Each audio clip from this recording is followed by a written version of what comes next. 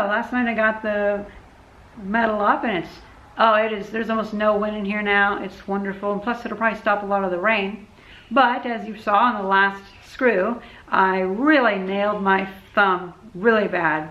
Now it's a spot which I have hit repeatedly very hard, but this time I hit it very hard, and I was not as good with the upkeep of my gloves.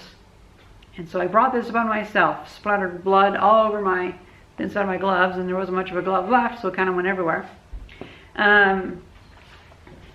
It's a good reminder to not get so attached to a pair of gloves, because those gloves happen to be my favorite pair, and they're 40-gram thin-slate. They were made around 2008 or so.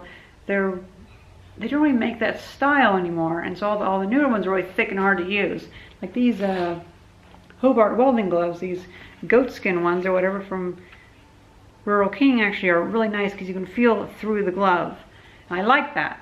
Well, I made the mistake, and I just had that very good lesson learned, that or a reminder that you shouldn't be so attached to gloves, because at the end of the day you need to know when to throw them away. Because if that glove hadn't had the worn out spot, the hole in the leather there, well, then I would have just had another bruise. I would not have had blood everywhere and a really painful thumb. And so, yeah, I don't know, just thought I'd share that. I've had my fill of ladder and roof work, so I'm just going to ignore that and work on the ground floor. I'm going to fill in that section, and then in the next video, hopefully we can put together the front side hinge doors. I got the parts for those, but that'll be a pain in the butt, I think, so that can be its own video. I've actually been getting good AdSense from these videos, about 20 bucks a video, which is kind of amazing. So I guess working on a big project actually is kind of paying off, and YouTube was liking it, so that's cool.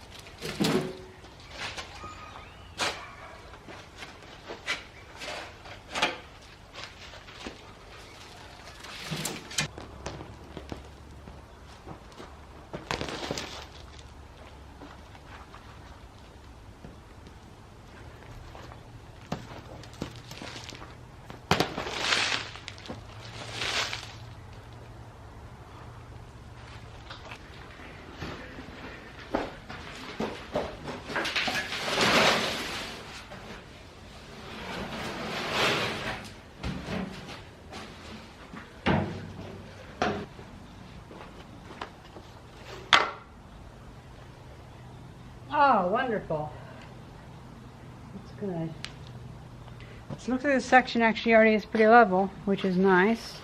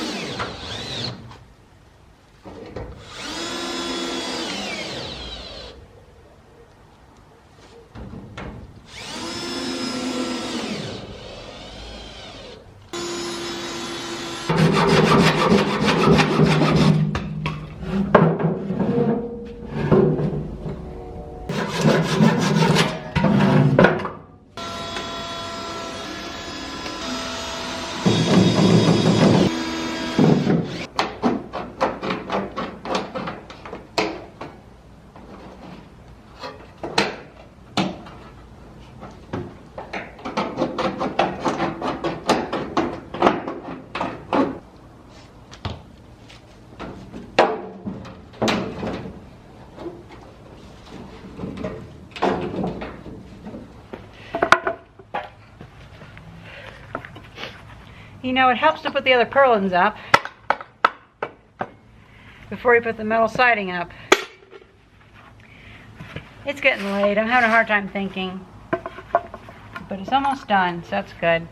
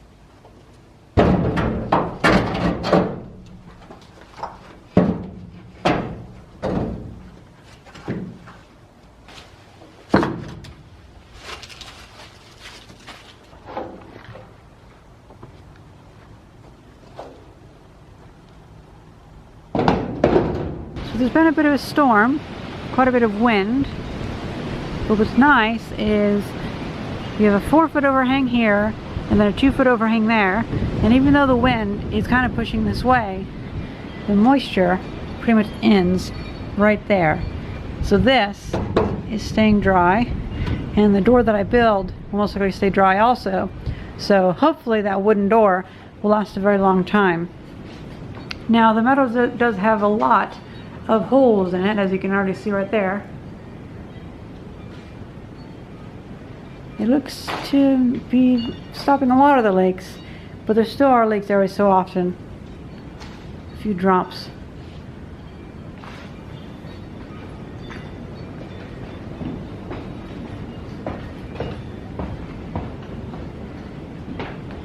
For instance, we have some drops here on this little table.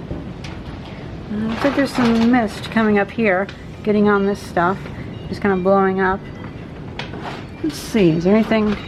Oh yeah, a little bit of water on the router.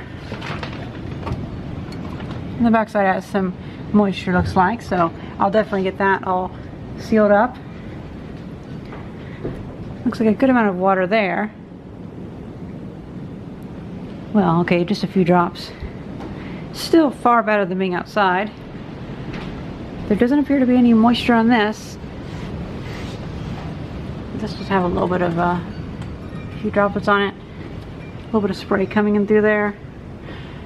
Possibly also coming out from here. The seat seems a little bit moist too, but it could just be cold. So yeah, it's actually working really well. I see a little bit of moisture down there, so it looks like it was dripping on it from the roof. But far better to store it in here than outside. Overall, it's still actually very dry in here.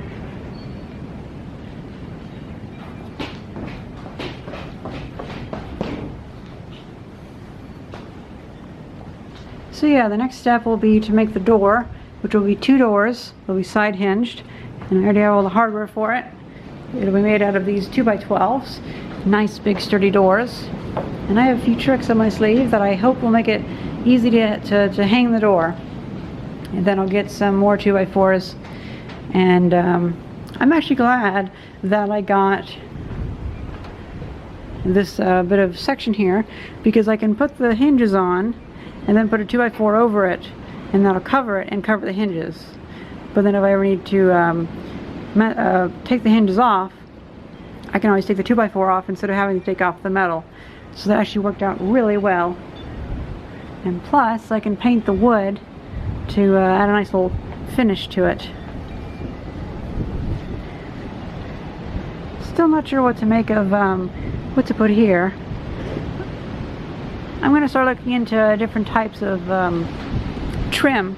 Hopefully something that'll go from about here all the way around to here, and I can screw it.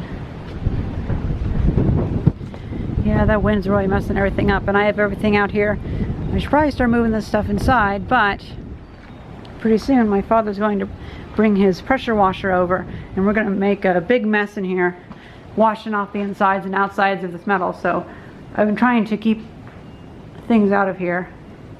Like all those computers up there are going to have to go, and that thing has to go, and all that, because it's just going to be junk flying everywhere.